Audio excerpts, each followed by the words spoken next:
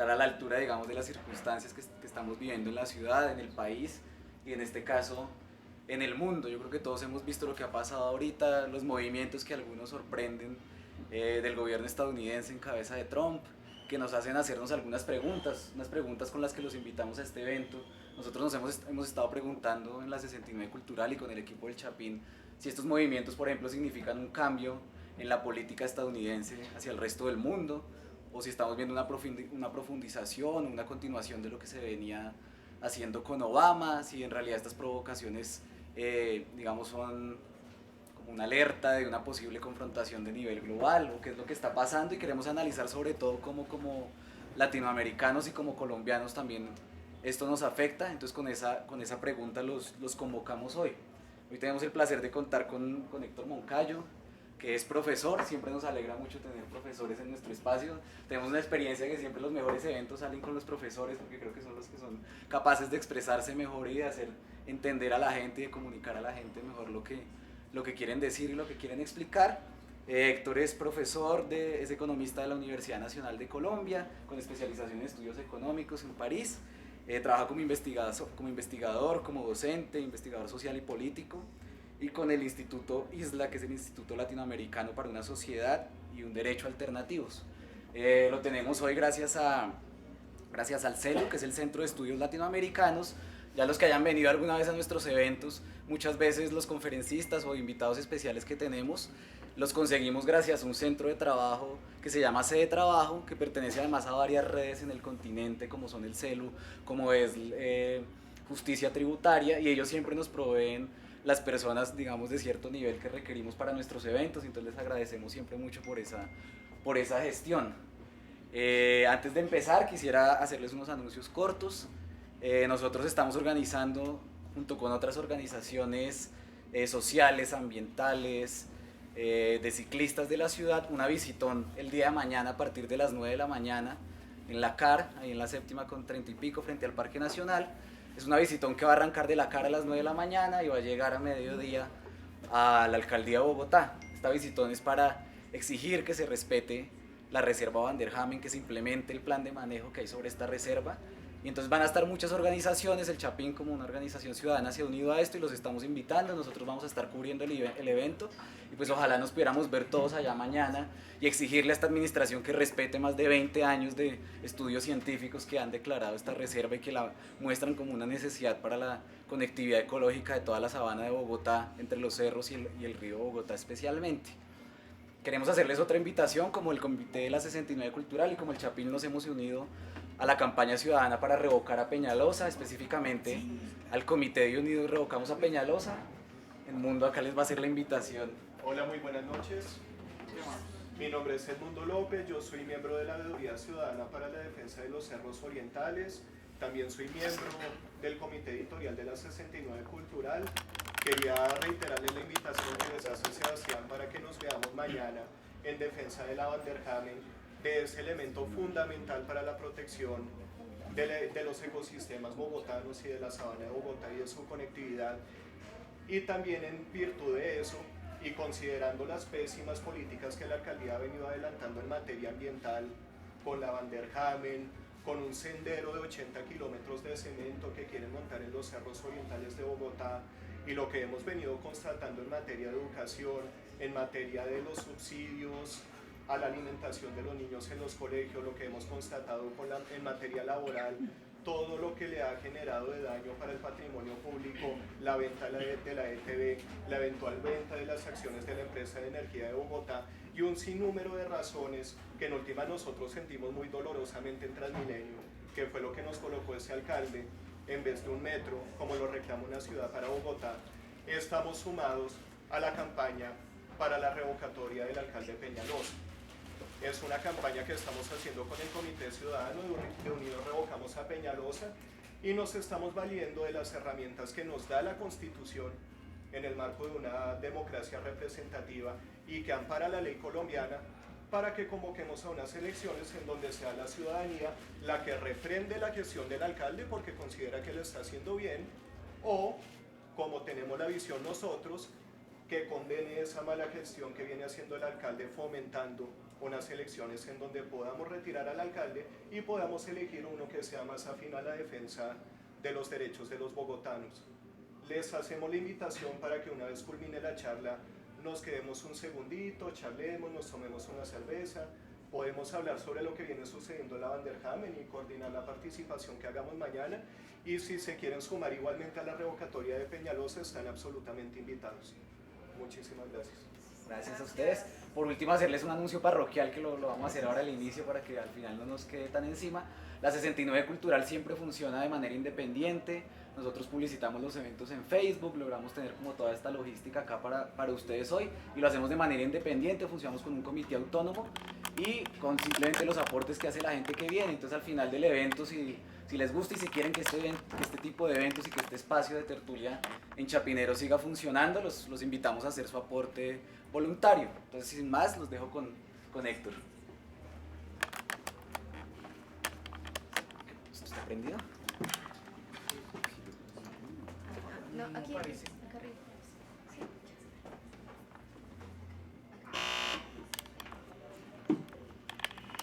Bueno, muy buenas noches. En primer lugar, pues debo agradecer a Chapín y al Proyecto 69 Cultural por esta amable invitación a compartir con ustedes algunas ideas, y al Mono Bandido, que son nuestros anfitriones, por su amable también hospedaje.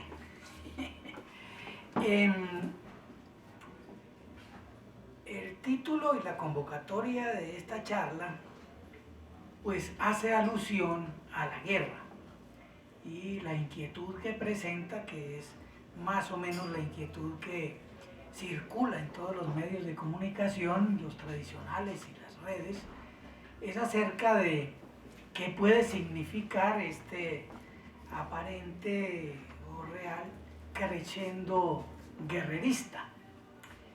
Y la explicación más común es que se trata de Trump, un personaje enajenado mental, loco, impulsivo, que con sus actitudes y sus acciones está creando una situación insostenible en el mundo y un peligro de guerra. Algunos llegan a hablar de una nueva o tercera guerra mundial. Es decir, las especulaciones acerca de este personaje que aparece como un mono, ese sí verdaderamente malhechor, en una cristalería. Sin embargo, yo no comparto esa apreciación. Me parece que es la mejor aproximación mediática, pero no forzosamente la que más rigurosamente se ajusta a la realidad. Y nos conviene profundizar un poco, aunque la rabia puede estimularse con la primera versión, yo diría que la segunda será una rabia mucho más fundamental. Yo voy entonces a señalar algunos puntos, algunas tesis o hipótesis, y espero que luego conversemos un poco al respecto. Por eso pues no he traído la habitual presentación para Videobeam, tampoco pues tuve mucho tiempo desde la invitación hasta ahora, pero como no voy a usar mapas, cifras o cuadros, aunque en una conferencia un poco más seria debería hacerse, ¿no? Porque vamos a hablar de cosas que ameritan esa sustentación, entonces voy a presentarlo de manera más sintética, más rápida, para suscitar ante todo la discusión. La pregunta en realidad, que también la formuló el compañero que introdujo la sesión, ¿Cambia algo con Trump? ¿Es la misma política tradicional de los Estados Unidos? Y si la respuesta es afirmativa, ¿en qué cambia? ¿Hasta dónde llega ese cambio y hasta dónde la continuidad? Bueno, en primer término, habría que echarle una mirada a lo que comúnmente se denomina el imperialismo yanqui. Cuando la literatura se refiere al imperialismo de finales del siglo XIX y principios del siglo XX, es fácil entenderlo porque es transparente. La pugna por el planeta entre 3, 4 grandes potencias era evidente, no se ocultaba nunca. Cada una de esas potencias, Reino Unido o Francia, Estados Unidos en pequeño, Alemania, etc., no ocultaban sus intereses por las materias primas, por los mercados, por esferas nuevas de inversión de capital, y lo justificaban como una empresa civilizadora. Y fue claro que la Primera Guerra Mundial tuvo que ver con esta pugna por dominar el planeta, y la Segunda Guerra Mundial, aunque tiene el perfil de una lucha política ideológica contra el nazismo, y del otro lado la supuesta defensa de la democracia, también escondía una pugna por el planeta. El final de la Segunda Guerra Mundial consagró una cierta repartición, una cierta distribución del planeta. Y ese es el punto de partida de lo que conocemos como el imperialismo yanqui. Ahora bien, ahí hay una diferencia. El imperialismo ya no se presenta abiertamente. Es más, si antes había colonialismo desembosado, abierto, puro y duro, en la época que sigue a la Segunda Guerra Mundial, los años 50 para acá, lo que hubo fue una descolonización, y emergen en esos años, hasta los años 60, nuevos estados nacionales. Estados nacionales en África, en Asia, bueno, un poco en América Latina, pero sobre todo en África y en Asia, y en Europa Central y Oriental, que ocultan la realidad de relaciones de dependencia y de dominación. La característica en el capitalismo mundial es que hay una sola gran potencia imperialista: los Estados Unidos de América. Si antes encontrábamos una pugna entre potencias, a partir de la Segunda Guerra Mundial, Europa ya destruida, lo recordaremos, la única gran potencia es Estados Unidos, que tiene el encargo de reconstruir económicamente, comercialmente y políticamente el mundo capitalista. Por lo tanto, si hablamos de un enfrentamiento, tendríamos que recurrir a decir que es entre el gran bloque capitalista y el bloque que llamaban socialista, acaudillado por la Unión Soviética. Todo esto es bien conocido, pero quiero precisarlo muy bien para entender cuáles son las características de este tipo de imperialismo que son los Estados Unidos de América. Entonces, en primer lugar, la pretensión de dominio del mundo continúa por la vía comercial y económica, es decir, el interés por controlar las fuentes de materias primas, los mercados, tanto mercados para ofrecer productos y bienes de capital, como también a veces mercado de mano de obra. El interés por controlar las áreas claves de movimiento de capitales y de mercancías, los corredores estratégicos, digámoslo así, desde el punto de vista económico, las garantías para la inversión y las garantías para la operación de las empresas, de las grandes empresas de Estados Unidos en cualquier parte del mundo. Es decir, eso continúa.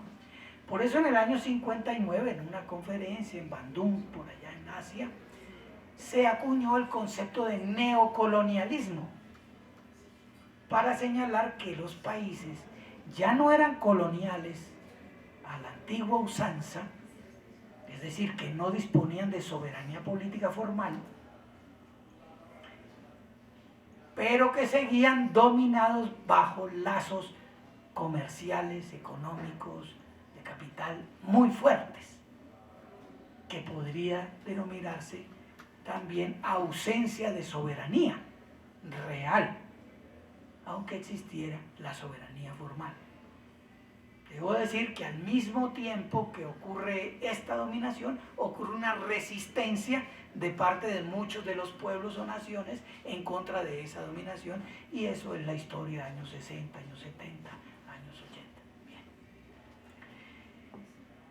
Estados Unidos, por lo tanto, recubre su control del mundo, control imperialista del mundo, bajo un discurso que no es el discurso colonialista civilizador, sino el discurso de la democracia y la libertad. Y disputa con la otra potencia, que es la Unión Soviética, áreas de influencia fundamentales.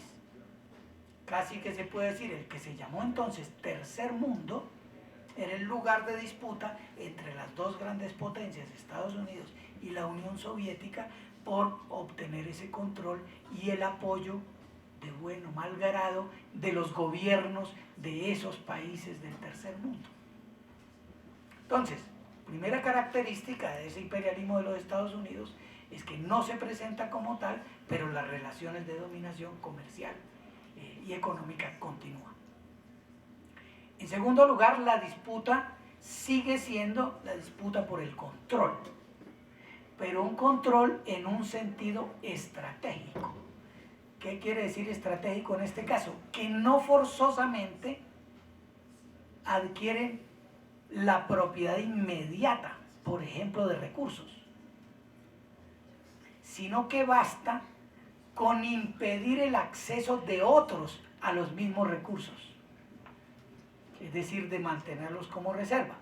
Es bastante conocido en la historia de que muchas veces las grandes empresas multinacionales encuentran reservas de petróleo o de gas en algún país y no inmediatamente perforan.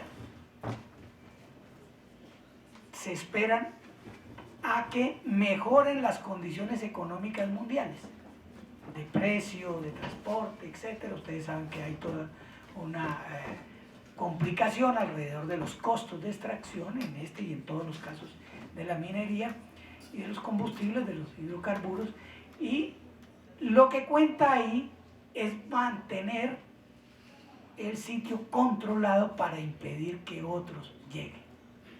Entonces es el control estratégico. Se relaciona mucho con eso una tercera característica, y es el dominio militar amarrado a esa necesidad de control estratégico del planeta.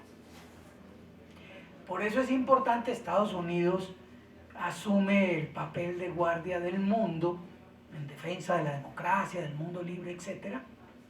Pero ante todo, un control militar de espacios, de lugares y de corredores fundamentales para el crecimiento y la acumulación de capital en los Estados Unidos, y en disputa con la Unión Soviética. Y una cuarta característica es que, si bien no hay una dominación política formal, hay una subordinación política a través de la obediencia de muchos de los gobiernos de esos países del tercer mundo.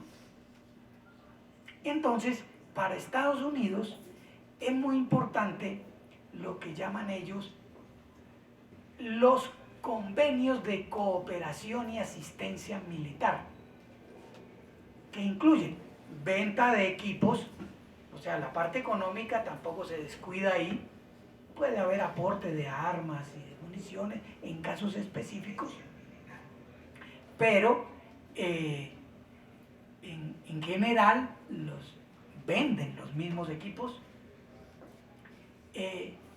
y también preparación y entrenamiento de fuerzas armadas y de equipos especiales de oficiales o equipos especiales de inteligencia.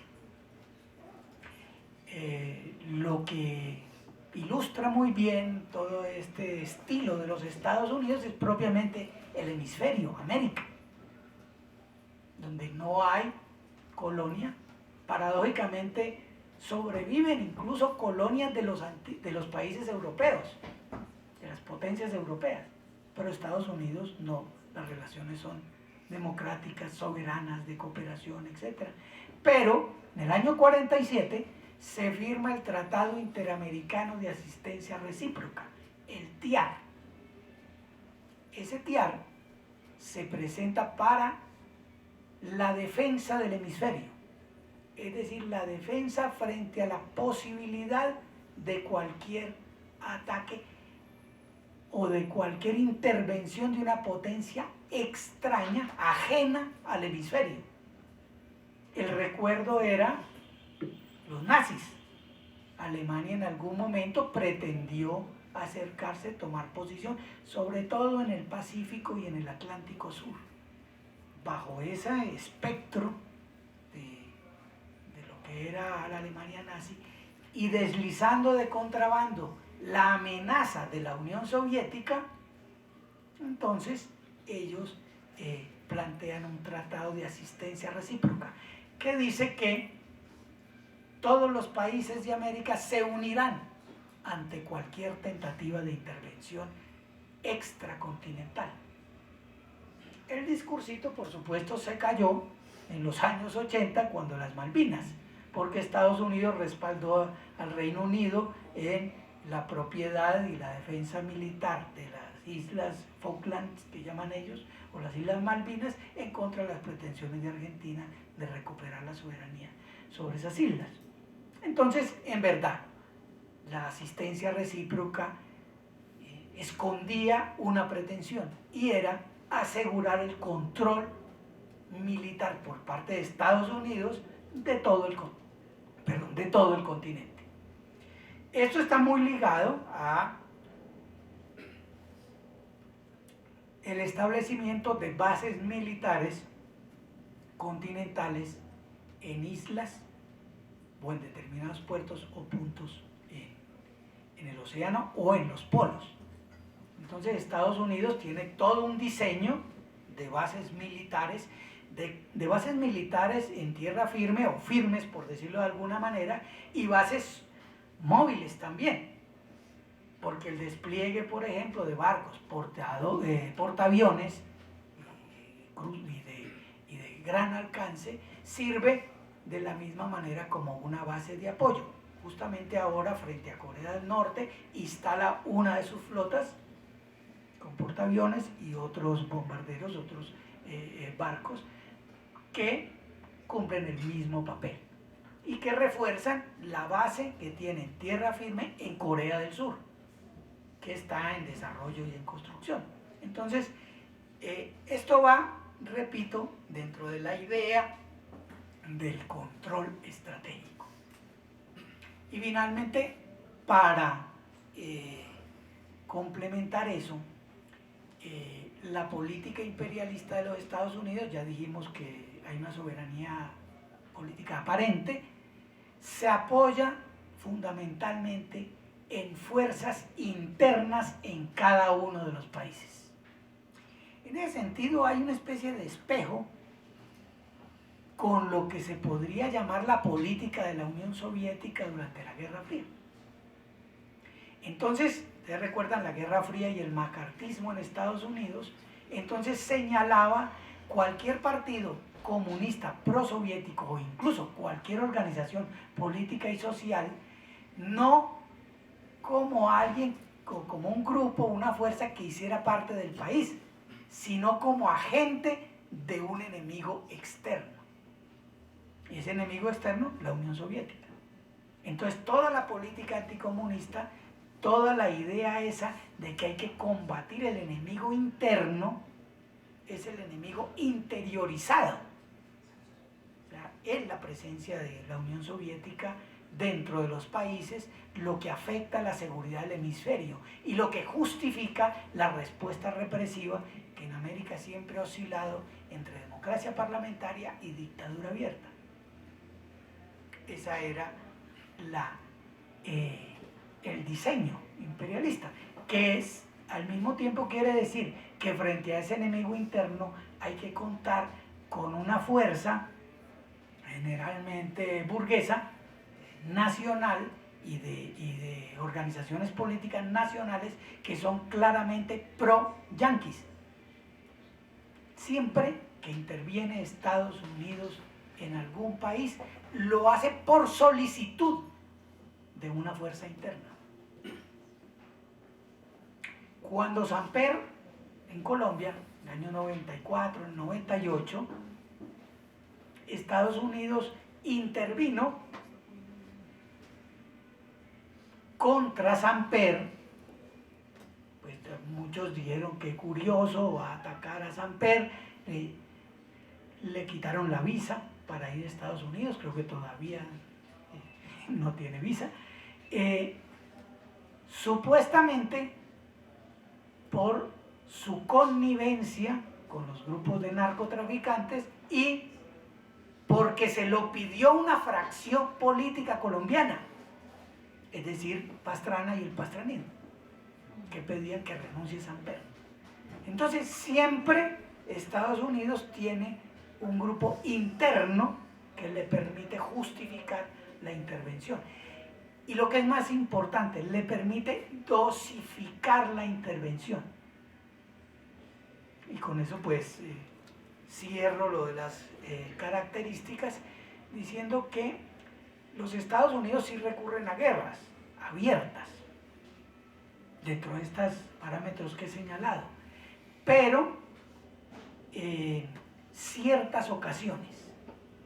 Corea misma, por eso se dividió en las dos Coreas en el año 50, Vietnam y así muchas otras, pero para poder entender cada una de estas guerras hay que ponerlas en un contexto del diseño general de la política imperialista. Bueno, quizá me extendí un poco, pero es importante tener claras esas premisas para poder entender qué ha cambiado, si es que ha cambiado. Entonces, lo que ha habido en los últimos 20 años ha sido un cambio mundial, no por Trump. El cambio fundamental ha sido, se hunde la Unión Soviética y con ella todo eso que denominaban algunos el socialismo. Yo no, pero muchos denominaban el socialismo. Entonces, la aparente justificación de la Guerra Fría se deshace. Pero al mismo tiempo es un hecho que otros actores han entrado en la competencia mundial. La Unión Europea se convierte en una potencia, nuevamente equivalente a la de Estados Unidos. Japón tuvo un momento en que se convierte en una gran potencia, sobre todo desde el punto de vista económico y tecnológico. Se habló en aquel entonces, antes de caer la Unión Soviética, incluso se habló de la triada. Después desciende Japón. Pero hoy en día, lo que tenemos en el mundo es, además de eso, lo que llaman los BRICS. que la sigla resume las iniciales de los países: Brasil, Rusia, India, China y de pronto Sudáfrica. Es decir, potencias que se llamaban de segundo orden o potencias emergentes, pero que disputan posiciones a los Estados Unidos. ¿Por qué puede suceder eso? Porque de todas maneras el planeta está relativamente territorializado. Lo que se llamó globalización fue todo un proceso desde los años 80, pero principalmente desde el año 94, de desmontar las barreras comerciales, económicas, pero también políticas y de otro orden, al movimiento mundial de los capitales. Por eso algunos politólogos hablan de que los actores del mundo geopolítico actual no son los estados, sino las grandes corporaciones transnacionales. Yo diría, son ambas especies, y precisamente en eso consiste la contradicción actual, que formulada en términos teóricos se enunciaría de la siguiente manera: el capital tiende a ser mundial, a no tener patria, pero el capital solo puede sostenerse en la medida en que asegure un dominio político, y la única forma de asegurarlo es a través de los estados. Entonces, la paradoja, la contradicción consiste en que no quisieran estados, pero necesitan de los estados. Entonces, ¿qué es lo nuevo que ha ocurrido? Que se acabó el mundo capitalista unipolar. Hoy el mundo es multipolar. Esa es la realidad. Y Estados Unidos, como gran potencia mundial, como hegemón, dicen algunos, tiene que empezar a reconocer que ya no es la única potencia. Es más, que sus propias corporaciones transnacionales que se mueven por todo el planeta a veces responden a intereses globales que van en una dirección distinta al interés de la economía nacional de los Estados Unidos. Frente a eso, entonces ahí sí, en tercer lugar, ¿por qué aparece Trump? Para mí, habría dos explicaciones: una explicación circunstancial, anecdótica, o un poquito más allá, en términos de ciencias políticas, el manejo de los medios, los descontentos, etc. Y aparece esta figura. Y muchos dicen hoy, es lo que está sucediendo en el mundo, que hay una oleada de derecha en el mundo. Esa explicación tiene algo de cierto. Yo le agregaría un ingrediente muy importante. No es solo de derecha, sino que es lo que algunos llaman populista. Es decir, que recoge sentimientos, necesidades y rabias de sectores muy amplios de la población. Porque hay derecha elitista, ¿no? La típica derecha conservadora que es enemiga de la Revolución Francesa, mejor dicho, y que piensan volver a la época de la Edad Media. Por ejemplo, Fernando Londoño, que es profesor, se atreve a ser profesor ahí en la Sergio, pero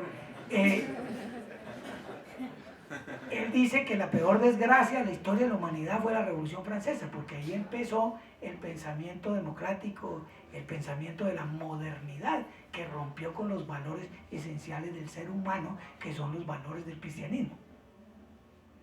Tiene coherencia. Es decir, sí, claro, efectivamente.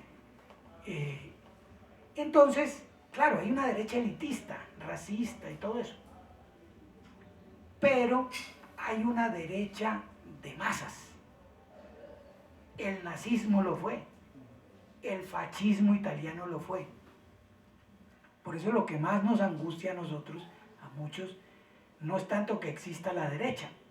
Lo que más nos asusta de la historia del nazismo y del fascismo es que pudieron tener detrás suyo millones de personas que realmente creían en ellos. Eso es lo que nos tiene que hacer pensar. Bueno, entonces yo añadiría ese ingrediente en esta historia anecdótica de lo que sucedió con Trump. Pero hay que ir un poco más allá. Trump se levanta sobre el fracaso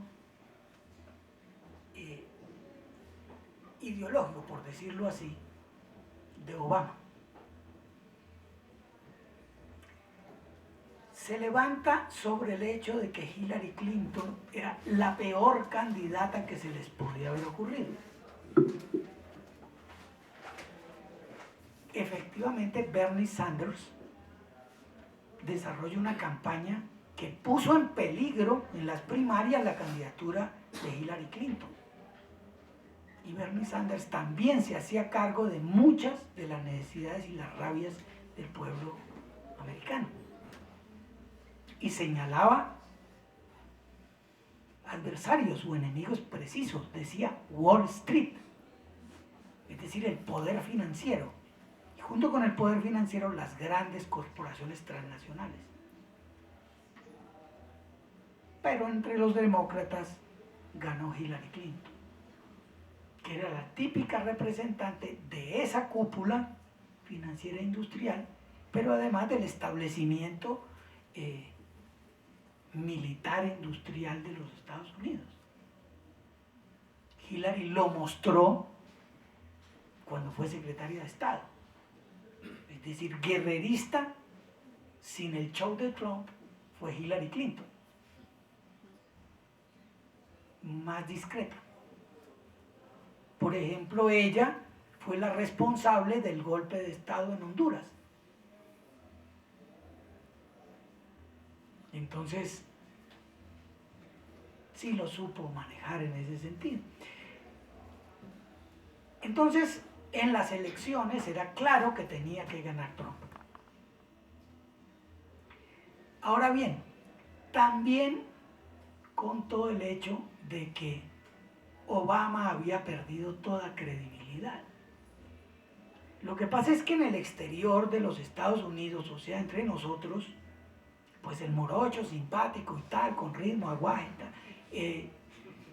pues naturalmente que para nosotros tenía que ser alguien atractivo. Es más, frente a ese atractivo sucumbió el propio Raúl Castro, que después de atacar el imperialismo yanqui dijo, bueno, realmente tú no habías nacido en aquella época, yo sé que tú no tienes la culpa. El mismísimo Chávez fue y le regaló una traducción en inglés del famoso libro Las venas abiertas de América Latina de Eduardo Galeano. Se lo regaló con todo el corazón, sinceramente, porque creía que era un tipo que podía ayudar. Obama montó su campaña electoral y todo el discurso de las dos administraciones que tuvo sobre la unidad nacional.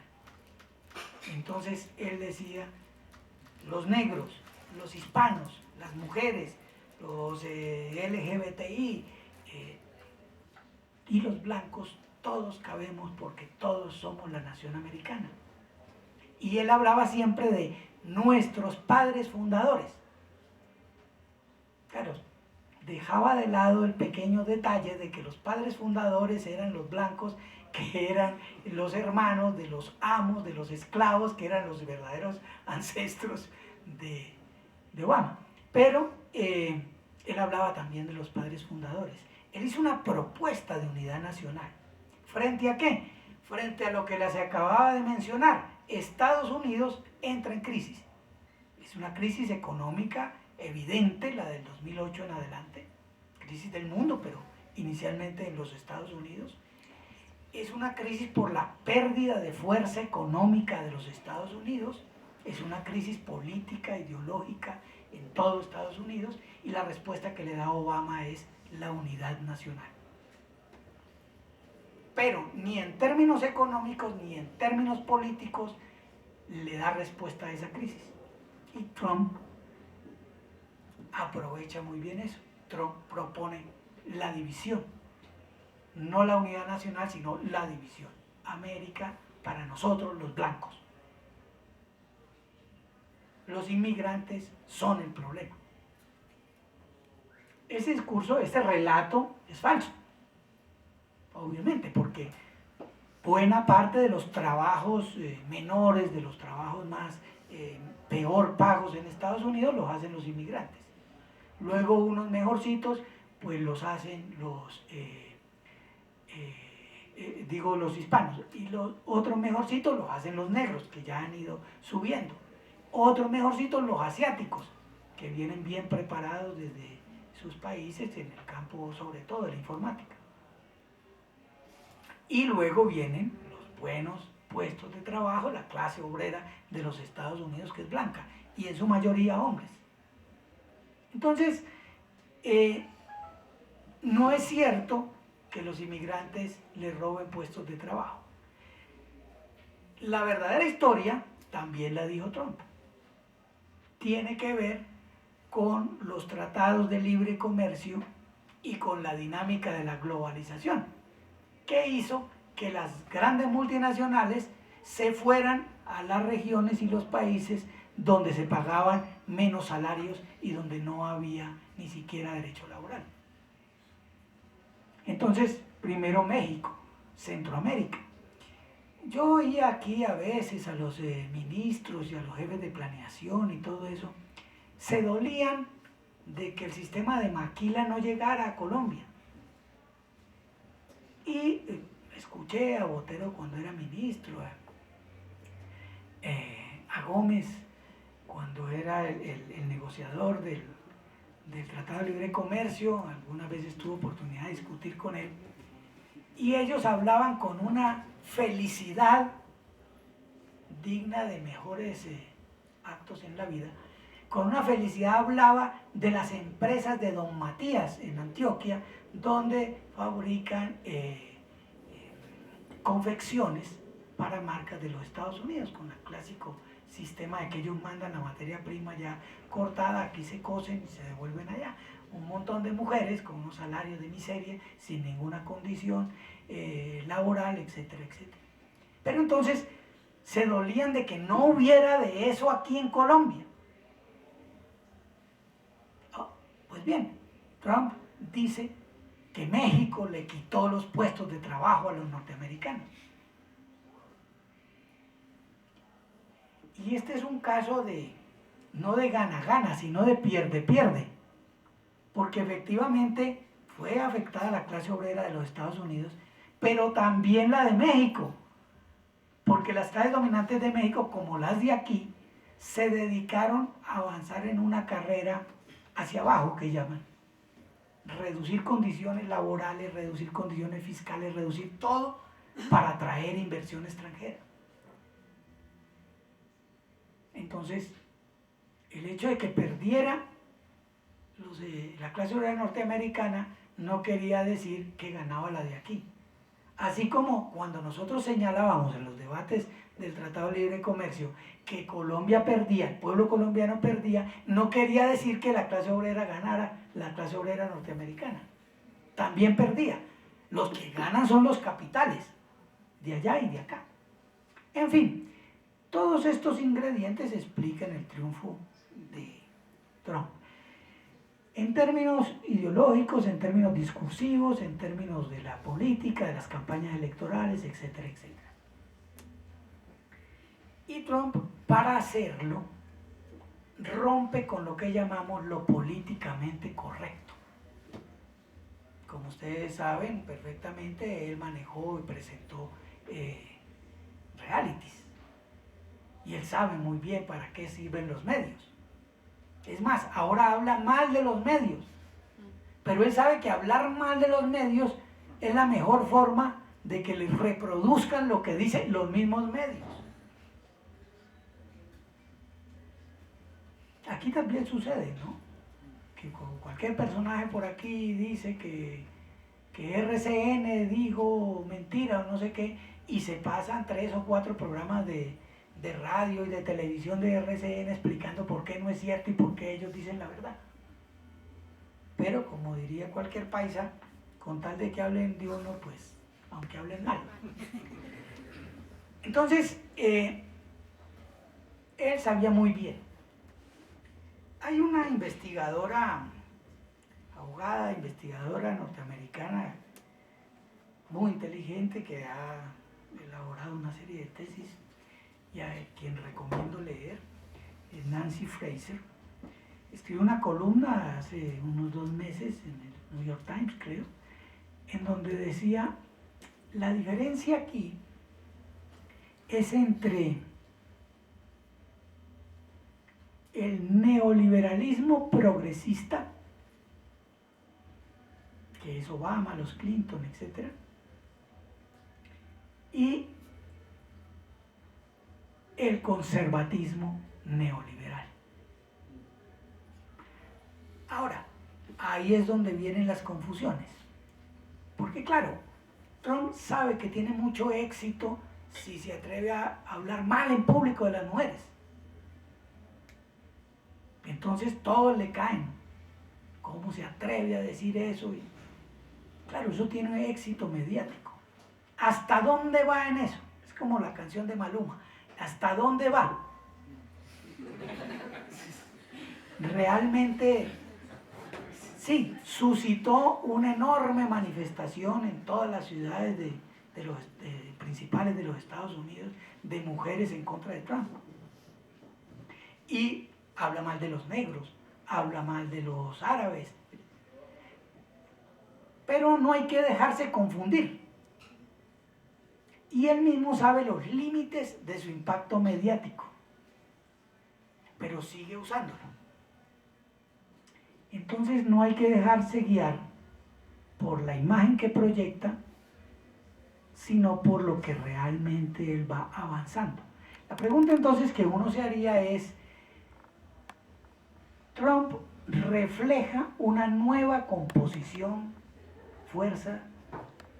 de fuerza de clases sociales en Estados Unidos? Podríamos decir que, por ejemplo, las multinacionales, las grandes corporaciones y el poder financiero de los Estados Unidos cae y asciende otro grupo, por ejemplo, de pequeños empresarios con Trump. No parece ser así. Trump parece responder a la necesidad de Estados Unidos, la necesidad sentida de volver a colocar a Estados Unidos en el lugar que ellos creen merecer en el mundo y en la historia. El problema para él es que no tiene posibilidad de lograrlo. Entonces, cuando uno rastrea todo lo que ha hecho, porque él ha tomado unas medidas como la de la migración de los países que son mayoritariamente musulmanes, tiene un gran éxito en algunos sectores de la población, pero es atacado naturalmente por los que consideran que es un exabrupto desde el punto de vista jurídico y efectivamente se le frena. Prometió acabar con el Obamacare, que es el sistema de seguridad de salud en los Estados Unidos, que por cierto el de Obama no es que sea muy bueno, es inferior al de aquí, que es una porquería, pero él pretende acabarlo y aún así no pudo avanzar. Entonces, en el argumento de avanzar, de hacer crecer el poder de los Estados Unidos, entonces se plantean los términos comerciales.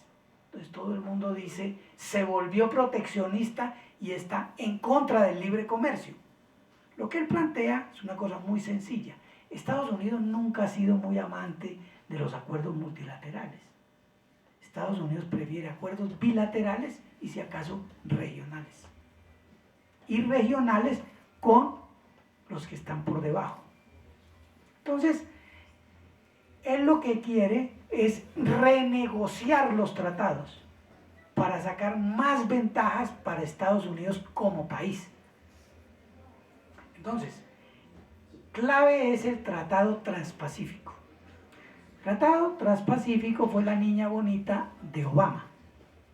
La idea que Obama tenía era creemos un espacio de libre comercio, de libre movimiento de capitales, de protección de las grandes corporaciones en la cuenca del Pacífico, o sea, del lado de acá del hemisferio y del lado de allá de Asia y hasta de África. Pero sin China. Fíjense ustedes, la idea es el control estratégico de la cuenca del Pacífico, que es el mercado más importante hoy en día en el planeta. Trump dice, me salgo.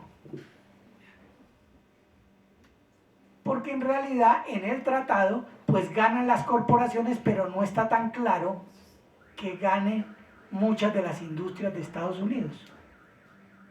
Y piensa que China va a continuar por su lado, porque China efectivamente tiene ya unos acuerdos regionales que le permiten reafirmarse. Y la capacidad que tiene China de bombardear con productos baratos no la resuelve ningún tratado. Y ellos han sido víctimas, han padecido esa capacidad de China.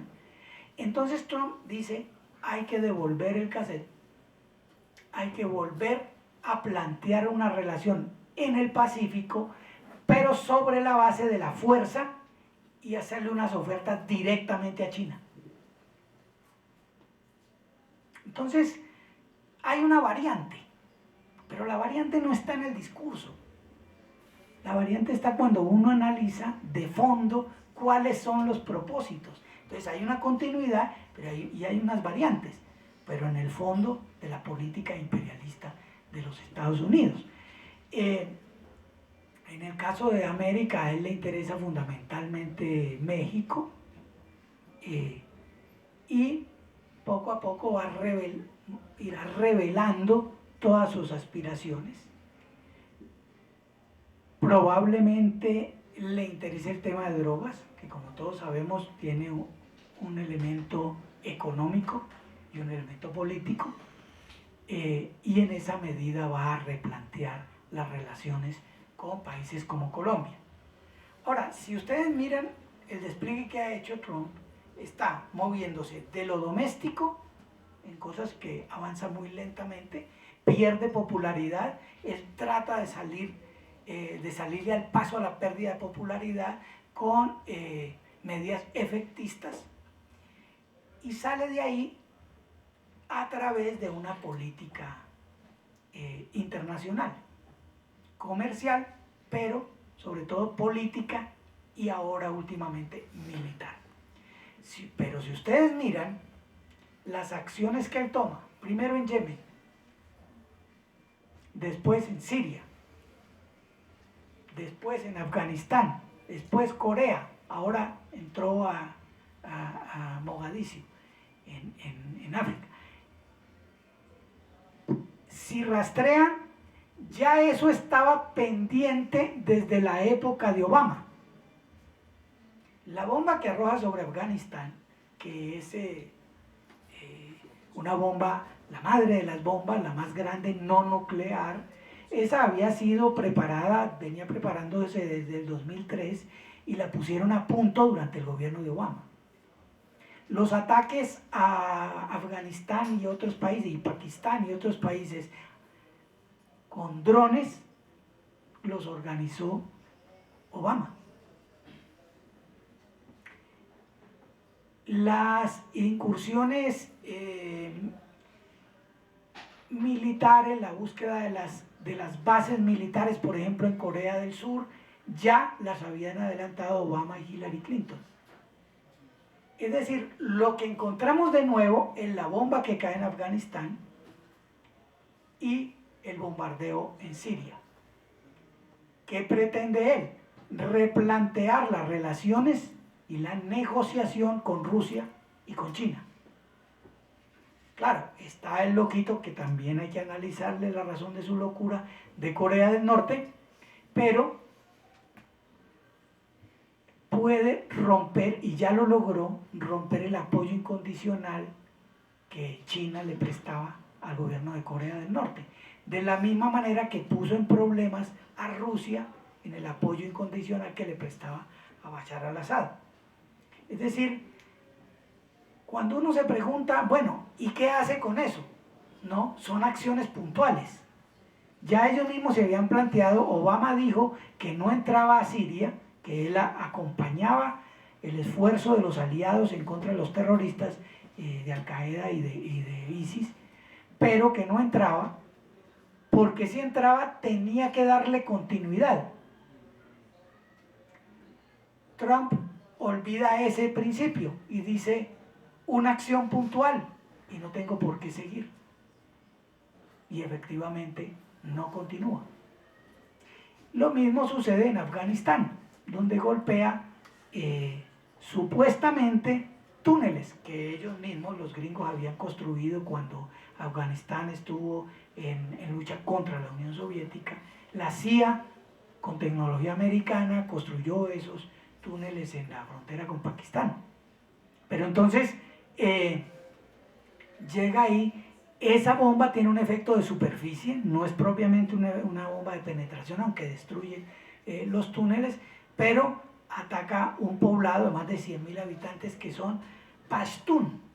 Eso es la etnia más importante de Afganistán, originaria de allá, son los Pashtun. Ellos son la base del que antes era presidente de Afganistán, que era aliado de los Estados Unidos y que ahora está en contra de los Estados Unidos. Entonces, debilitando a ese, lo pone a pelear con el actual gobierno y hace que sea más obediente a los Estados Unidos. Efectivamente, ese gobierno aceptó el bombardeo o la madre de las bombas por parte de los Estados Unidos. Entonces, siempre va a tener un grupo dentro que le apoya su acción, su intervención. Pero es una acción militar y sale de ahí, entra y sale, con, a mi manera de ver, la búsqueda de renegociar y de cambiar, de modificar el tablero mundial, el ajedrez mundial, sobre la base de aplicar la fuerza para renegociar. Y de paso, recupera apoyos internos, apoyos dentro de los Estados Unidos. Es decir, es como si estuviera siguiendo el mismo programa, es decir, al servicio de las mismas clases sociales de Obama y de Hillary Clinton, pero ahora en el estilo Trump. Solo me queda por señalar un detalle, a manera quizá de gracia, es que la visita de pasillo que le hicieron Uribe y Pastranita a Trump, gracias a Marco Rubio, que los llevó allá y los presentó ahí en el corredor, no dice tanto de la política de Trump hacia América o hacia Colombia, dice más de la obsecuencia, del servilismo de estos grupos colombianos, de estos dirigentes colombianos, que para dar incluso sus luchas internas no hayan otra alternativa que ir a pedirle al amo que les ayude.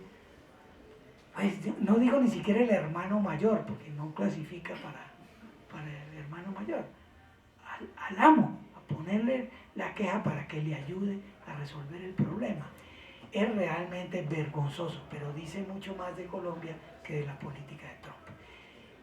Entonces, dejemos ahí, que ya me extendí bastante, para conversar un poco. Gracias.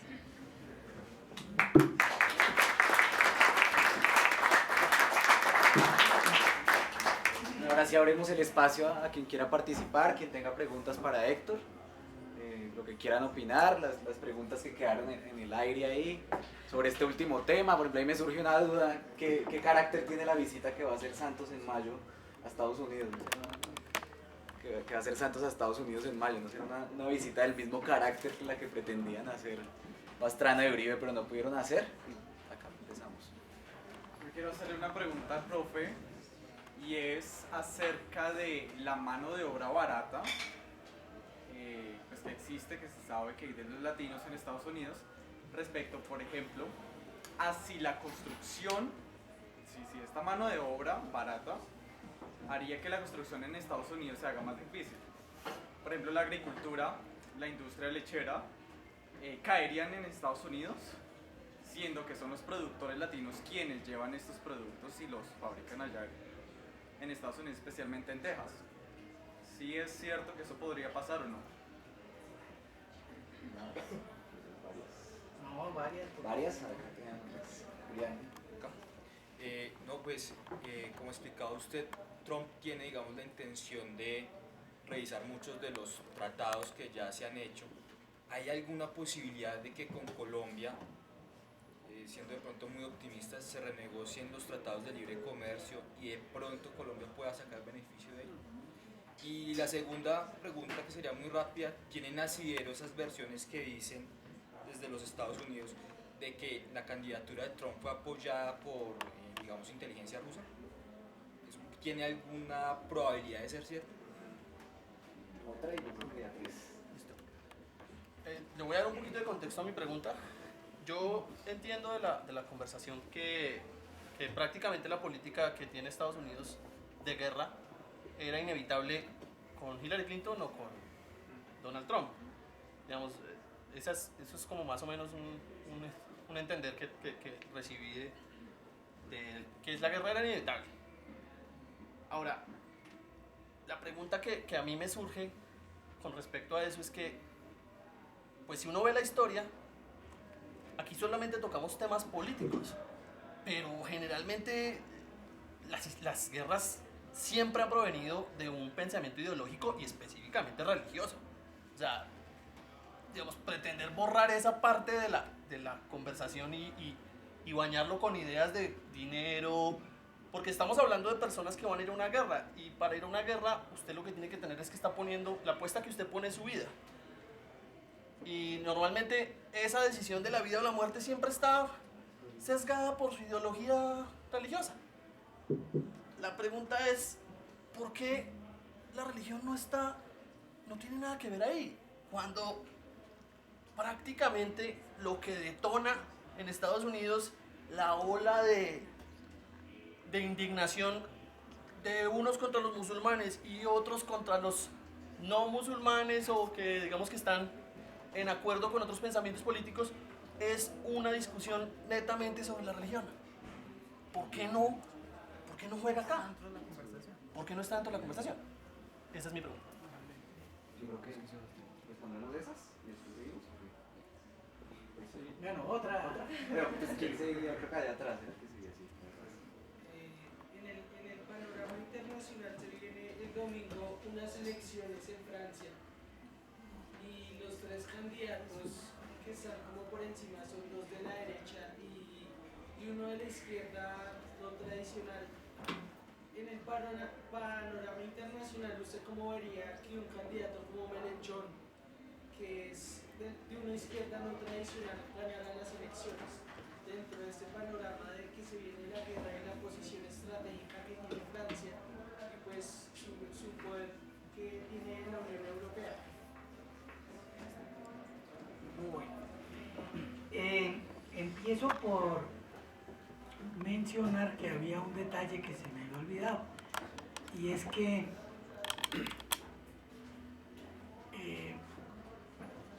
esta imagen de Trump y el rechazo que suscita también es un elemento ideológico cultural que tiene una raíz política.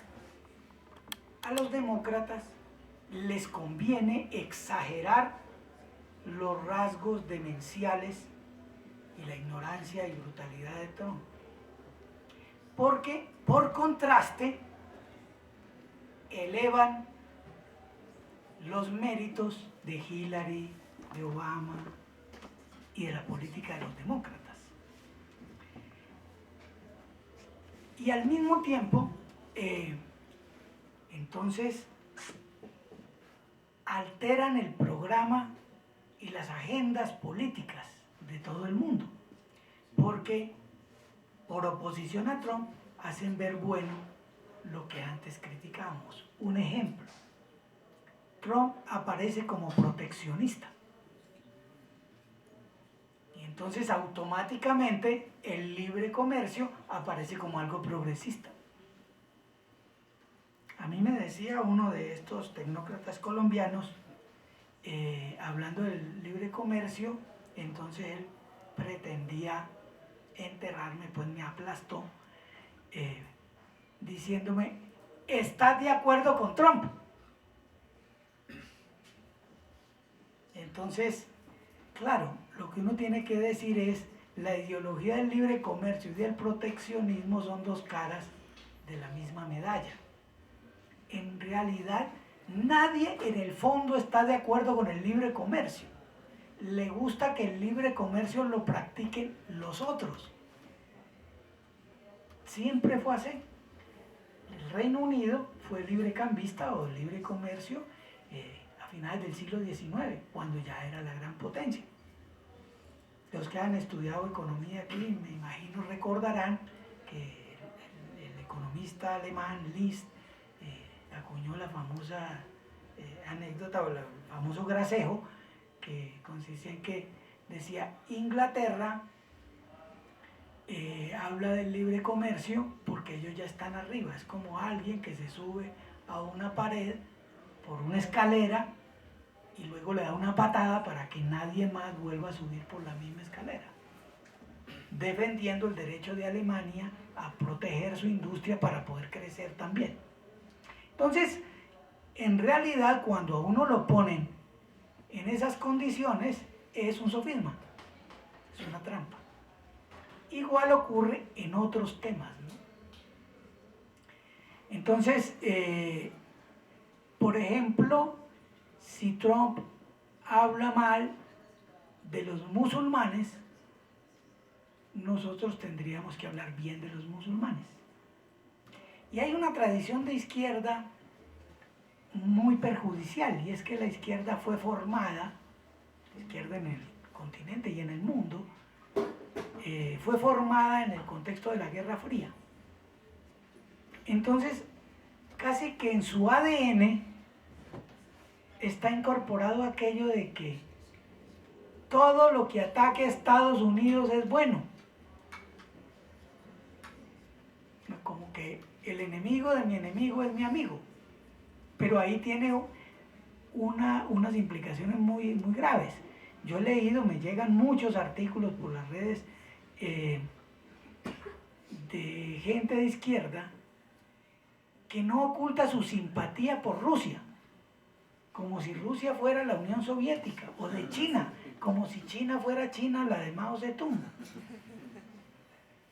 Incluso defienden a Bashar al-Assad, defienden a Gaddafi, que estaba jugando a la prostitución con Berlusconi un año antes de que lo derrocaran. Entonces, por el hecho de que sean enemigos, que el mundo multipolar es un hecho, para mí no es un objetivo programático, es un hecho. Si se pelean entre ellos, pues bueno, magnífico, aunque si hacen una guerra nuclear no es tan magnífico. Pero eso no quiere decir que a mí me caigan bien los rusos. Lo que hay allá es un capitalismo mafioso, eso no tiene nada que ver con el socialismo. Y muchos de esos gobiernos que se enfrentan a Estados Unidos son unos dictadores miserables en su país. Entonces, hay una especie de juego de ping-pong ideológico en el cual no podemos caer. Bien. Entonces, esto para señalarles que toda la resistencia contra Trump está basada en el juego de los demócratas por aprestigiar su política, que fue siempre un fracaso y que fue tramposa siempre. En cambio, la de Trump sería la política conservadora, impolíticamente correcta, etc. Entonces, este juego, aunque puede tener cosas buenas, que todos los artistas, los actores y las actrices de Hollywood se manifiesten en contra de Trump, eso no está mal, pero y nos puede ayudar. Entonces, ahí viene un punto que preguntan sobre las elecciones en Francia. ¿Qué pasa? Esta es una tesis que es bastante herética.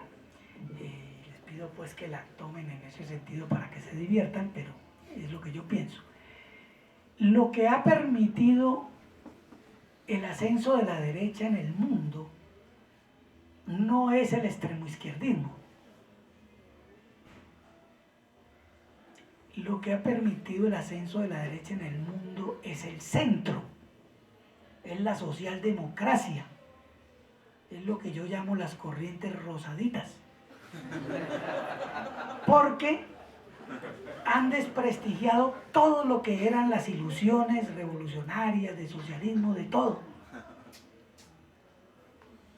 Han edificado una gran mentira y han hecho que el pueblo se aleje de todo eso porque los considera unos farsantes, unos politiqueros y además corruptos. Eso ha pasado en Francia. El Partido Socialista francés, que logró llevar a la presidencia a Mitterrand, resulta que es el partido que edifica toda la política neoliberal en contra del estado de bienestar y en contra de la seguridad social y del derecho laboral en Francia. Entonces la izquierda dice, tenemos que unirnos con el Partido Socialista, con todos estos, para evitar que gane la derecha, y pasa lo contrario. La derecha se hace cargo de las necesidades y de las rabias del pueblo y lo canaliza en votos. Es lo que en Colombia nos ha pasado siempre.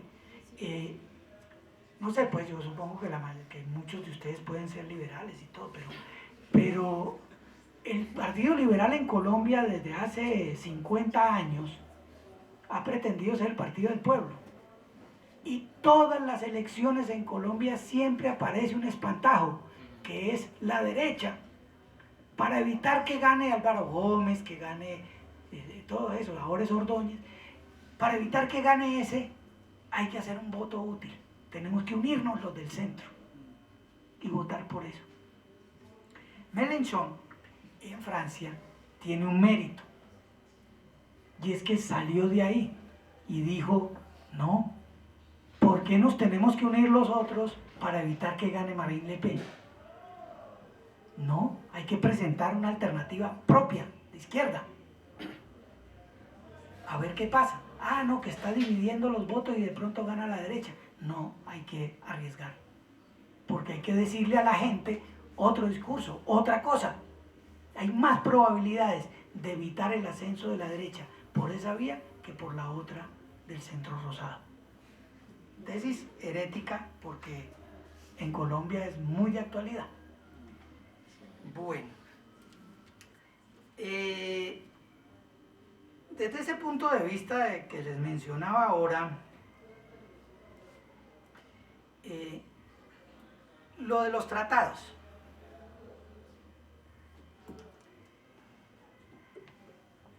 Es que Trump es difícil. Por ejemplo, Trump aparece ahora como el campeón de la moral y la defensa de la familia. Y él no es propiamente ningún ejemplo de defensa de los valores tradicionales.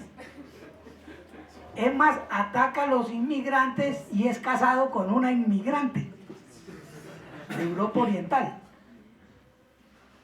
Él puede atacar todo, la droga y todo eso, a él siempre le importó un carajo. Realmente él no es representativo, así es de que él sí puede ser más o menos chimotrufio, o sea, así como digo una cosa, digo otra.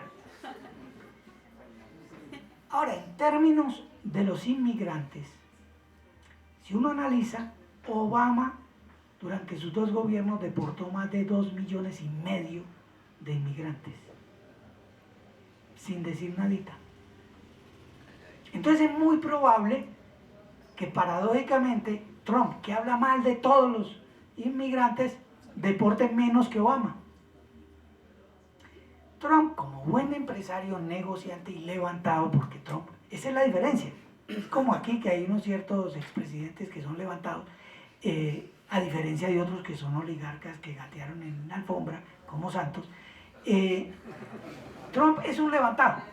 Trump sabe perfectamente que es la mano de obra barata, al negro, como se dice allá, la que garantiza buena parte de las actividades, entre otras la construcción, que es su negocio favorito, el inmobiliario. Entonces yo tengo la impresión de que él mueve eso en el discurso ideológicamente, pero él no está tan convencido, él no está tan decidido a tomar esas medidas. Otra es, ahora, en lo que se refiere al tratado con países como Colombia, hay dos cosas ahí que tener en cuenta. Primero, el tratado beneficia absolutamente a Estados Unidos. Por lo que les decía, porque aquí nunca ha habido maquila. Entonces el riesgo de perder puestos de trabajo en Estados Unidos es mínimo. Por el contrario, hay excedentes agrícolas que Estados Unidos puede poner en Colombia gracias al tratado. Y Colombia puede vender sin aranceles en Estados Unidos aeronaves, cabezas de misiles, todo eso puede vender en Estados Unidos sin arancel. Fabríquelo primero. Pero, entonces, yo no creo que... Y la segunda razón es que Colombia no es tan importante como nosotros creemos. Es importante para nosotros, pero en los Estados Unidos realmente Colombia no ocupa el primer lugar en las preocupaciones. Entonces no creo que Trump vaya a revisar el tratado. Ahora, si lo revisa en México y en Canadá y en los mismos Estados Unidos, tienen ya un programa, han levantado un programa. Está bien, revisemos el Telecán, revisemos el Tratado de Norteamérica, listo, pero revisemos estos puntos. Bueno, si aquí se abre la posibilidad, le decimos listo, se revisa, pero con estos puntos. Claro que las clases dominantes colombianas a lo mejor no nos dan juego para eso. Y si negocian con Trump, Le dicen, ahora sí metamos el azúcar. entonces peor, de pronto le hacen más concesiones todavía. Eso explica un poco el sentido del viaje de Santos, que pues él ya logró que Obama y todos le apoyaran la negociación con las FARC. Ya eso es un hecho. El problema ahora que Santos lo ve claramente es el problema de la droga y el problema de los cultivos de uso ilícito, que es una cosa que tiene que ver con la implementación del Acuerdo de La Habana. Santos y las clases dominantes colombianas ven con preocupación una posible presión de los Estados Unidos. Ahora bien, habría que ver qué tan importante es para Trump el eliminar la corriente de exportaciones de coca desde Colombia hacia Estados Unidos, para ver si Trump en realidad le va a exigir a Santos. Porque Santos entonces, estamos en el riesgo los colombianos de que Santos le diga, aquí hay que ser un poquito de flexibilidad, de flexibles en este tema, darnos unos plazos, etcétera. Entonces Trump le dirá, sí, pero entonces a cambio tal cosa.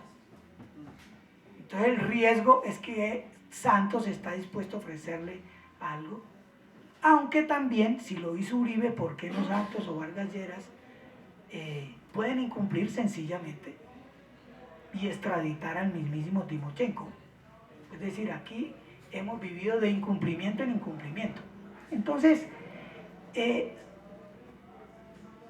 viaje de Santos, que estaba programado desde antes del episodio este de Uribe y Pastraneta, va en ese sentido. Ahora tiene una razón de ser adicional, y es que si estos siguen insistiendo en el Congreso de Estados Unidos y en el Ejecutivo y en el Poder Judicial de los Estados Unidos de que en Colombia se consagró una impunidad con el castrochavismo, entonces si siguen insistiendo en eso, pues claro que puede tener un efecto, sobre todo pensando en Venezuela. Entonces, obviamente que Santos va más para eso. Y finalmente, pues la madre de las preguntas, que es la de, bueno, lo de la inteligencia rusa. Al parecer sí hubo participación de la inteligencia rusa, como la hay en Europa también. Lo que pasa es que ellos hay una frase en El Padrino donde uno de esos padrinos dice: mi padre me enseñó que todos los que me rodean tienen algún interés, están en algún negocio. Entonces yo no puedo pensar en términos de lealtades cuando en realidad los demás están pensando en negocios. Yo también tengo que pensar en negocios. Trump es muy fiel a esa idea. Para él, Rusia es un adversario jugador con el cual se puede negociar. O sea, no hay cuestión de principios ni de lealtades. Por eso les decía de China. Él quiere negociar con China. Y con Rusia desde el principio lo dijo. Los mensajes militares que ahora manda es para decir: bueno, aquí hay una fuerza, tallar, se llama eso un poco. Aquí estoy lanzando estas cartas, pues vamos a negociar. Entonces, es muy probable que esa sea la pretensión, tanto con Rusia como con China, que son sus grandes adversarios. Y lo mismo puede aplicarse en las potencias menores, ¿no? Bueno. Ahora, en realidad, no creo yo que haya una etapa especialmente de guerra. No, yo no he dicho eso. Hay acciones militares, pero siempre en la lógica del imperialismo de los Estados Unidos. Es decir, siempre acciones puntuales. Algunos lo llamaron durante la Guerra Fría guerra de baja intensidad. Es decir, operaciones quirúrgicas. Fíjense, por ejemplo, las nuevas bombas nucleares que tiene Estados Unidos, en términos de potencia, tienen menos kilotones de las anteriores que abandonaron. Pero la superioridad de las bombas de ahora está en la precisión. Y la precisión vale mucho más que el poder explosivo, porque se hacen operaciones quirúrgicas. Entonces no es que con Trump se inaugure una era de guerra que nos va a llevar a la Tercera Guerra Mundial, yo no creo. Yo creo que Trump va a continuar con operaciones quirúrgicas dentro de la línea de fortalecer la posición negociadora con uno y otro. Ahora,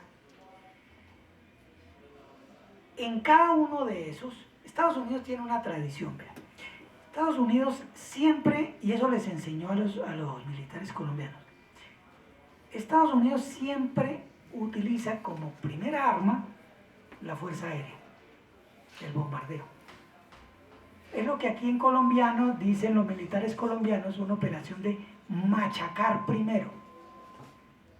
O sea, todo lo que ellos hacen, y aquí se combatió la guerrilla mucho tiempo así, es bombardeo en gran escala, para machacar, acabar la gente, la región, y luego sí, entonces entrar con infantería, bueno, en las selvas con infantería, pues en otros lugares con artillería mecanizada. Pero, obviamente, en cambio, la Unión Soviética siempre, desde el zarismo, siempre estuvo acostumbrada a que su ventaja era el espacio y la cantidad de tropa. Siempre quisieron llevar la guerra al terreno de la infantería. Totalmente opuesto a Estados Unidos. Estados Unidos, entonces, usa a los infantes de marina solo en un momento dado de la etapa de la guerra. O sea, primero, los Estados Unidos le prestan asistencia a la fracción interna del país para que haga la guerra por su cuenta, como sucedió aquí con el Plan Colombia. Les da apoyo, inteligencia electrónica, satelital, les da apoyo vendiéndoles armas y vendiendo helicópteros. Luego, si eso no es suficiente, mete una operación aérea. Y luego sí, en caso de necesidad, como sucedió en Corea y luego en Vietnam, mete infantería, primero infantería de marina o aerotransportada. Entonces, claro, una decisión de guerra es una decisión nacional, es una política exterior de un gobierno que tiene que tener apoyo de la nación. en una gran guerra, como fue la Primera Guerra Mundial, por ejemplo, que es muy importante las movilizaciones de tropa, la convicción de los reclutas en la guerra es fundamental. En la Segunda Guerra Mundial, el enemigo del nazismo podía ayudar a los aliados a llevar tropas al sacrificio. Pero en este tipo de guerras actuales, lo que cuenta es el grado de legitimidad y apoyo que se puede lograr para esas operaciones en el país a través de los medios de comunicación. Estando en el punto más bajo de su popularidad, entonces Trump ejecuta estas operaciones y los medios de comunicación de los Estados Unidos y los grupos de presión de Estados Unidos saludaron y apoyaron la acción. Porque él supo fabricar muy bien.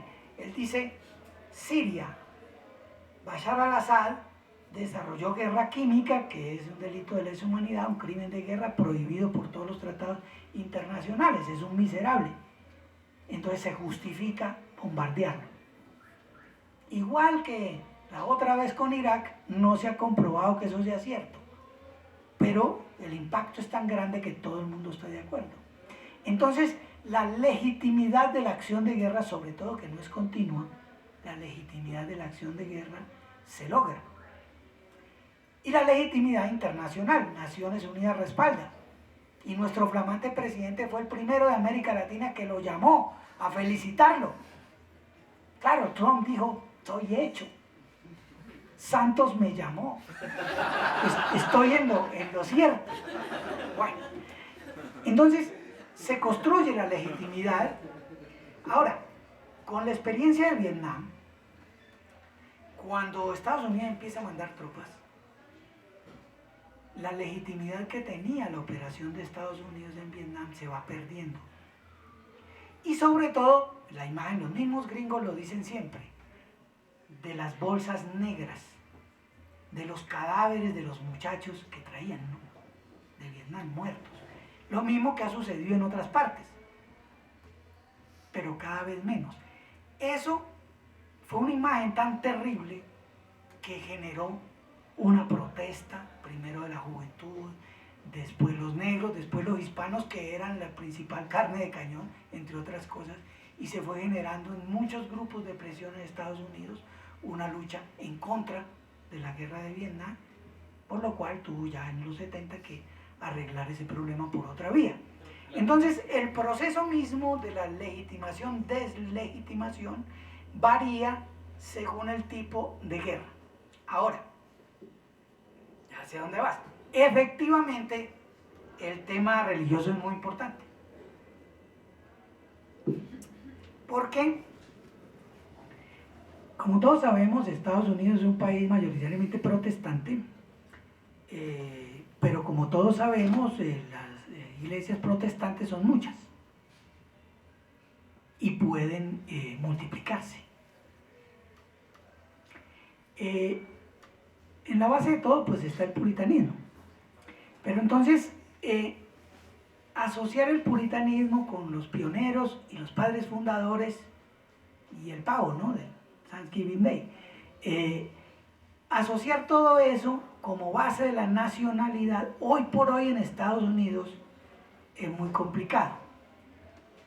Entonces es más fácil que justificar la homogeneidad religiosa, poner un enemigo, que supuestamente es todo lo contrario al cristianismo, que sería la religión musulmana, el Islam.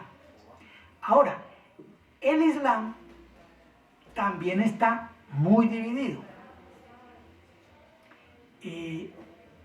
Dos grandes vertientes, los chiitas y los sunitas. Y en esos está dividido también los wahabitas o salafitas, que son la corriente que es la base de Al-Qaeda y la base de ISIS. Pero esos mismos, que son wahabitas todos, esos mismos están enfrentados, porque se atraviesa el elemento étnico y el elemento económico, porque en muchas partes, por ejemplo en Afganistán, están enfrentados, los de Al Qaeda y los de ISIS, están enfrentados por quién controla las fuentes de la droga, del opio, en este caso. Entonces, eso es un mundo completamente heterogéneo, muy complejo, pero en la versión de los medios de comunicación es muy sencillo. Tuvieron la experiencia del 2001, del ataque a las torres. Ellos mismos lo dijeron, que era una lucha de la civilización cristiana, el eje del bien, dijo Bush, contra el eje del mal. O sea, el diablo, el demonio, Satanás. Entonces, es muy fácil, claro, para reafirmar la unidad nacional en caso de una guerra. El problema es que Estados Unidos tiene aliados musulmanes, como Arabia Saudita, que entre otras son la base de los wahabitas, de una de esas corrientes feroces y terroristas, pero son aliados de los Estados Unidos. Entonces, en frío, decir, declaramos la guerra a todos los musulmanes, aunque en medios de comunicación podría ser fácil decirlo, en la práctica, por razones económicas, políticas, estratégicas, de control militar, no es tan fácil. Por eso, cuando él dice, le quitamos la visa a todos los que vengan provenientes de países mayoritariamente musulmanes, inmediatamente le reviraron. Y el más inmediato, que era Irak, y dijo, no, pero si esos son aliados, entonces hubo que hacer una excepción. Entonces, claro, en síntesis, obviamente los factores culturales, ideológicos, pesan muchísimo a la hora de una guerra. Es decir, yo no creo en un determinismo económico así todo newtoniano. Claro, hay condiciones económicas, sociales, que propician una guerra, los juegos de poder propician que haya o no guerra, y obviamente para que se desarrolle tiene que haber un cemento que pegue todo eso, que es ideológico, cultural, y eso explica muchas cosas, claro. ¿Qué decía? Sí, lo que pasa es que, pues sí, pero digamos que como base, la guerra que se libra entre las dos vertientes islámicas, independiente de que gane una o gane la otra, la idea es expansiva, porque lo que ellos quieren es un califato, y el califato es lo que su libro dice, es como el cristiano que dice, o sea, esa es su vida. Y los discursos que ellos dan de guerra no son discursos de poder no, son discursos netamente religiosos.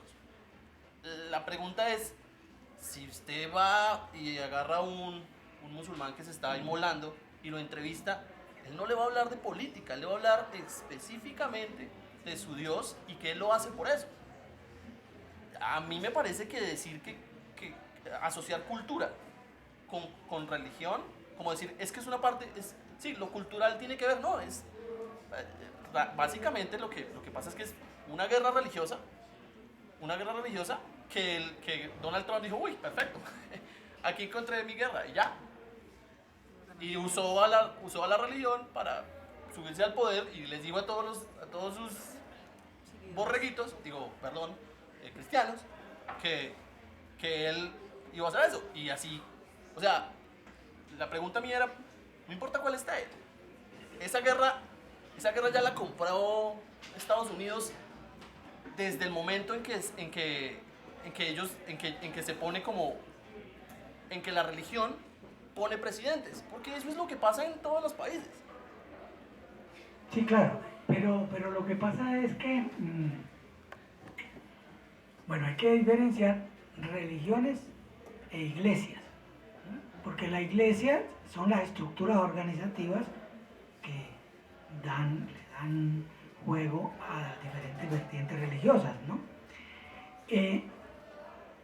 Los musulmanes estarían en la misma época que los cristianos en la Edad Media. Entonces, claro, el sacrificio es válido. las cruzadas se hicieron en nombre de eso, aunque hoy en día ya todos estamos de acuerdo en que el objetivo era económico, pero obviamente sí había un fuerte compromiso religioso, y para la persona del común, que no para los dirigentes y los que manejan el asunto, el inmolarse, el sacrificarse es muy válido. Pero se dividen en iglesias. ¿Por qué se dividen? Ellos tienen el mismo problema que acá tendría Estados Unidos y el protestantismo. Aunque aparentemente, y vistos desde nosotros, ellos tienen la misma religión, tienen diferentes iglesias. Entonces, cuando uno pasa del reino espiritual al reino temporal, entonces la cosa se va complicando. Por ejemplo, cuando ellos dicen del califato, porque ellos se hacen llamar Estado Islámico, entonces ellos lo que querían decir originalmente es: nosotros como iglesia musulmana somos en sí misma un Estado. Nosotros no aceptamos las leyes de cada Estado en particular, porque nosotros tenemos una moral y un Estado.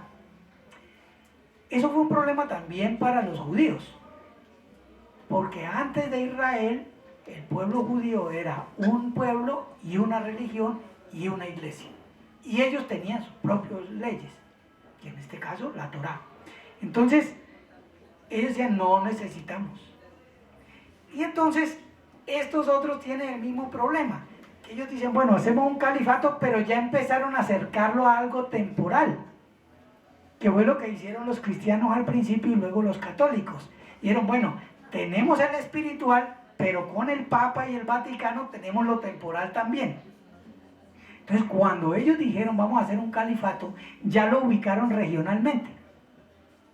Y entonces ya dicen: ese nuevo califato está en tal región.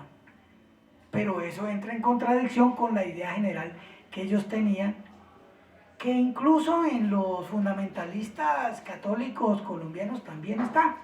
Por ejemplo, los que mencionaba, Londoño o Ordóñez, ellos dicen: si las leyes y la Constitución están en contra de los principios de la religión católica, peor para ellos.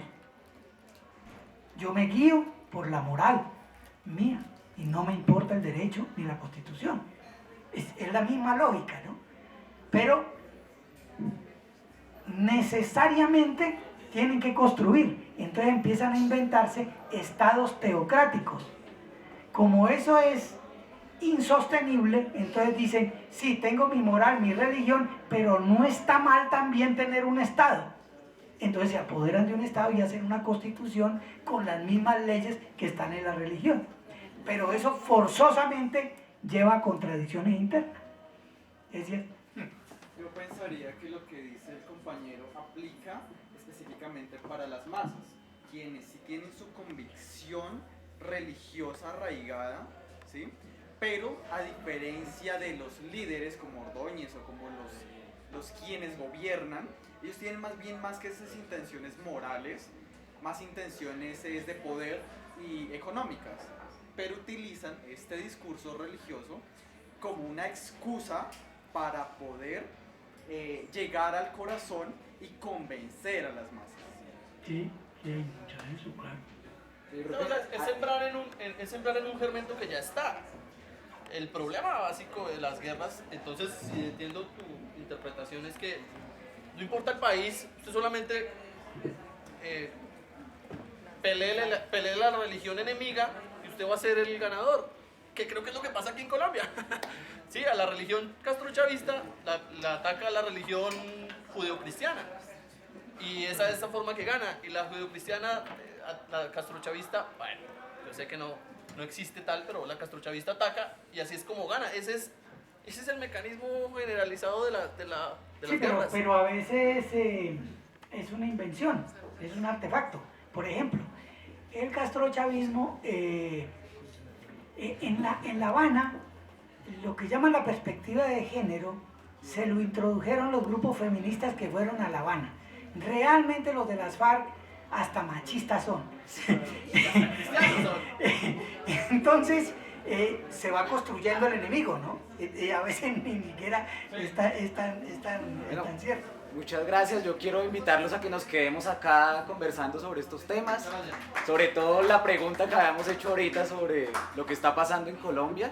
Parece que es una relación importante para hablar ahorita, como hemos escogido por el voto útil, hablar sobre la invitación que les hizo Edmundo, sobre el evento que hay mañana para defender la reserva Van der Hamen, sobre la revocatoria, los que se quieran quedar hablando, obviamente acá tomándose una cerveza del Mono Bandido, que vende cerveza bogotana artesanal. Muchas gracias por venir. Recordarles otra vez lo de los aportes voluntarios, que es la forma como funcionamos. Allá en la salida con Alejandra, que está ahí en la salida, pueden hacerlos.